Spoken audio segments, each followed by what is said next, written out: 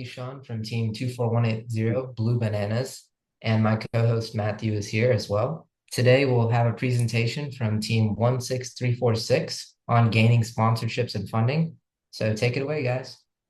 All right, hi, my name is Anthony Prisco from Team 16346, the Notorious B.O.T. And my name is Jack Rail from Team 16346 as well. We're here today to talk about gaining sponsorships and funding. Yeah, so our presentation is going to compose of four main parts. The first is how to start with the sponsorship process, how to get sponsors, how to keep sponsors, and then what to do with the money. Right. So starting off, organization matters over anything else. You want to make sure you have a structure in place for where the money is going to go, how you're going to keep track of all the money, and you know who is going to be taking care of it. A big thing that we did for that organization is we had a spreadsheet in our Google Drive, our shared Google Drive folder that everyone could access, everyone could add to, and keep track of sponsorship emails, maybe like a contact point with those sponsors, how much money they're bringing in, and then what we do with that kind of money. Right. The next point is team unity, team effort. Really, it's going to take a whole team to be able to do as much as you want to. We have a 15-member team. We brought about 8 or 9 of those into the process of gaining sponsorships, gaining funds, and really it's as many people as you can. Yeah, I think very well said. And then going on to our next point here, getting your coaches on board, and this might be the most important part of the process. Without your coaches, you can't really do anything that you want to do. I know for us, our club, we can't even handle the money. So getting your coaches on board, having conversations with them is an important part in the step of how to start with sponsorships. Right. And finding mentors as well, having people who have gone through some process like this to be able to help you through the process, or just watching videos like this one. Right. Now, how to get sponsors. The easiest way to get sponsors is by personal connections. We'll hit on that in a second. You can also get sponsorships and grants through local communities and official grants and sponsorships, which are available to the global community. Start off with, we have personal connections. Now, it's easiest, the best way to get sponsorships and funding is by having a 501c3 designation. What this means is that you are registered as a nonprofit. If your team is a school team, then you can go to your school and see if they are registered as a nonprofit, as most public and most private schools will be. Getting this designation allows for sponsors who are giving you money to write that off on their taxes, which just gives them more incentive to give you more money and to help your team out. Yeah, and then a big thing here, and we're going to see this throughout the rest of the presentation, is just reach out to any and all people possible. You're not going to have a lot of success. We didn't have that much success in the beginning, and just expanding out how many people you reach out to.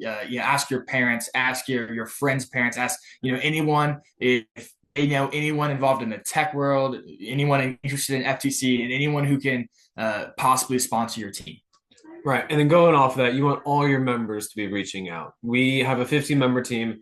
Every single one of those 15 members was reaching out to connections in the professional STEM field within parents, friends of parents, everything like Jack was saying, just really hitting a wide community and seeing who'd be willing to help you and your team succeed. So then the next way that you could get sponsors is through your local community. One thing is looking out through franchise businesses, local businesses like Chick-fil-A, I think is a big one. If you reach out to your local franchise, they could sponsor you. And I mean, that's a great opportunity and just take full advantage of the local franchises that you have around you. Right. And another big thing is companies in the STEM field within your local community. One example of this is Parker's 3D Prints. It's a smaller community place in the STEM field, and they reach out and sponsor a lot of FTC teams. It's just about finding those different companies, maybe a little bit smaller, but that are really interested in STEM. And coming from that, a lot of these companies are also run by First alumni, and First alumni are going to help First sticks with First. So reaching out to those either from your team, from teams in your community to see what possibilities there are. And then another way to get sponsors is through official grants and then sponsorship programs. So a lot of companies are affiliated with First or have First sponsorship programs where you can fill out an online application or another application of sorts, and you get automatically entered into a grant, and they'll look at your application and they'll see if you qualify. And we received a number of grants this way. One of the major ones, Gene Haas Foundation. This gets sent out to thousands of teams, FTC, FRC, even FLL teams all around the entire country. This is one of the best grants to get into. And a lot of this stuff comes early at the beginning of the season. For Gene Haas, you need to apply during the summer before the season even begins.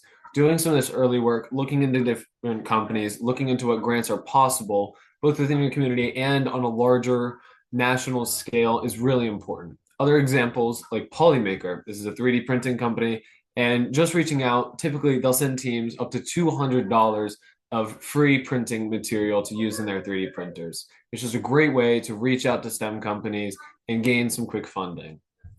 Yeah, and this goes back to what we were talking about with organization. You have to keep track of a lot of deadlines and maybe who's doing what part of the application. So that's where that organization piece comes in. And then another big thing about these sponsorship programs is just cold emailing companies. If you could find a correct link or a correct email to send someone, you could ask for sponsorship programs, and we received some sponsorships that way as well. One other major way to gain sponsorships is also through First itself. You can look on the First dashboard. You can also look at your local First webpage. Like there's a Georgia First for our team, as we're a Georgia-based team, that holds a lot of information about local sponsorships and grants. They also give a lot of sponsorships and grants out for rookie teams, all-girls teams, and just a numerous other number of teams. So you want to look into to see if you're eligible for some of those grants as well on that First webpage. Yeah, and the important step now is how to keep sponsors. It's a lot easier to keep sponsors than it is to get new sponsors. So once you get sponsors, you're going to want to keep them. So point number one is just keep the connections. And that's where I keep track of the email comes in. You want to send them progress updates about how your season is going. And you want a big thing is send them thank you notes. We went on tours this year to a number of STEM facilities around us.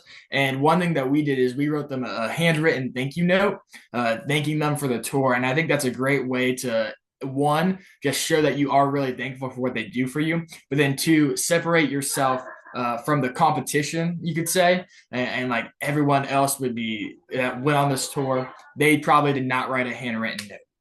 Right. You also want to send progress updates, whether this be weekly, monthly, or just after each competition that you have. Show the progress that the company that has sponsored you has allowed. Explain where the money that they gave you has been spent, and give direct examples for how it has helped you succeed in that season. That's one of the biggest things that will help companies realize that you are serious about this and that you care about the contributions that they make to you. And so a big thing is what to do with the money. So part one is a big one, and it goes back to that organization that we've been talking throughout the whole presentation. It's track what you spend, how much, and where you spend it. And this is critical. If you go back to the nonprofit designation, a lot of what companies have to do is they need to know what you're spending it on to then be able to write it off on their taxes. So that is a piece of the overall puzzle that you need to make sure that you're doing. And a lot of that comes from a spending report, which is in part two here. You need to be able to compile a list of what you spent the money on that the companies are giving to you. If you're sponsored by multiple different companies, then it's best to sort of designate out the different things that you bought to what those companies might look for or want to see you have used their money for. Let's say you have a company like Gene Haas, who makes a lot of CNC machines and does a lot of stuff within the fabrication world. You might want to show them that you invested some of the money that they gave you into some of like advanced machinery or metals or just some type of continued learning within that sector. And that's all we have for our presentation. We want to take a quick moment to thank our sponsors that helped to make our season possible. And just thank you for everything that you've done for us. Right. And we really hope that you enjoyed this presentation. We hope that you understood, and it was very helpful from all different teams' perspectives. If you have any questions, please reach out to either 24180 or us 16346, and we'd be happy to answer any questions regarding sponsorships or funding. Thank you. Thank you. That was a really good presentation, y'all. It was very simple and I understood a lot from it. So thank you. Of course. Do you have any questions that you'd like to add on to this or any other points that you'd like to hit? So I have a quick question. So I've heard from like just snooping around like the Discord and all that some grants are like quote called unrestricted and then some are called I think restricted or something. Do you know what that means? Yeah, so most of the grants that you're going to come across are going to be restricted grants. What this essentially means is that you're only able to spend the money on certain things.